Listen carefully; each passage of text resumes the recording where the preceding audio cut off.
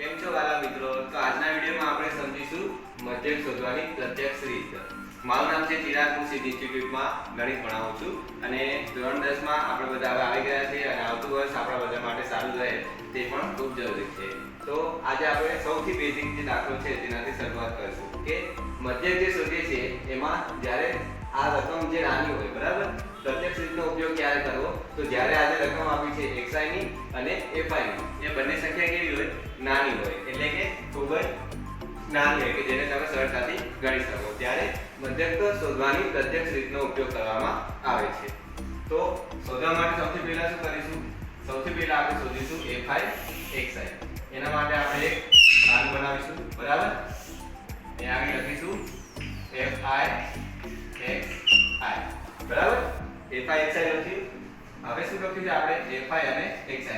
એનો મતલબ છે fi અને xi નો ગુણાકાર. તો આપણે શું કરીશું?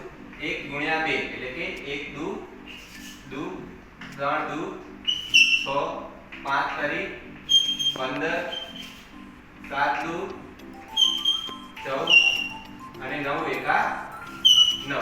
હવે આપણે શું કર્યું? fi અને xi જે આપણને રકમમાં આપેલા હતા તેની મદદથી આપણે fi xi શોધી લીધું. હવે આપણી પાસે fi xi અવેલેબલ છે, તો હવે આપણે એનું સૂત્ર લખી લઈએ કે સૂત્ર શું થાય?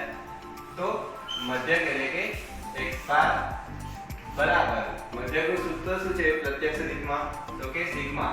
આજે આપણે લખીએ છીએ સિગ્મા, આનો મતલબ શું થાય? તો કે સરવાળો, બરાબર. સિગ્મા fi xi એટલે કે fi અને xi નો સરવાળો જે આપણે અહીંયા શોધીશું, બરાબર. ત્યારબાદ છેદમાં શું આવશે? સિગ્મા fi એટલે કે fi નો સરવાળો. fi આપણે ક્યાં લખીશું?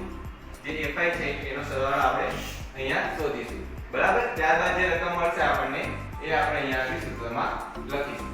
તો સૌથી પહેલા fi xi નો સરવાળો કરી લઈએ. તો fi xi નો સરવાળો કેટલો થાય?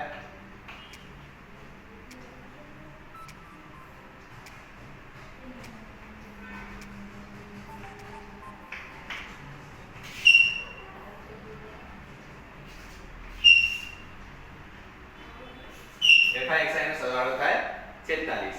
હવે fi નો સરવાળો કરી લઈએ. fi નો સરવાળો કેટલો થાય? fi નો સરવાળો થશે 10.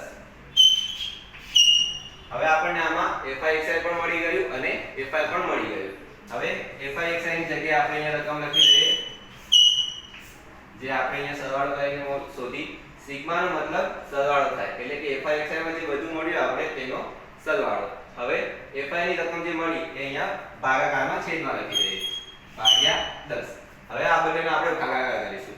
તો ભાગાકાર પણ કરી શકાય અને એક શોર્ટકટ રીત છે કે જ્યારે છેદમાં 10 આપેલા હોય તો દશકની જે સ્થાન છે ત્યાં આગળ આપણે શું કરી શકીએ? જે પોઈન્ટ છે તે મૂકી શકીએ, એટલે આપણો જવાબ કેટલો આવે? 4.6. હવે આ જ વસ્તુ આપણે ભાગાકાર કરીને પણ મેળવશું તો પણ જવાબ કેટલો આવશે? 4.6. જો જોઈ લઈએ 46 ભાગ્યા 10. તો 10 તો કેટલા થાય?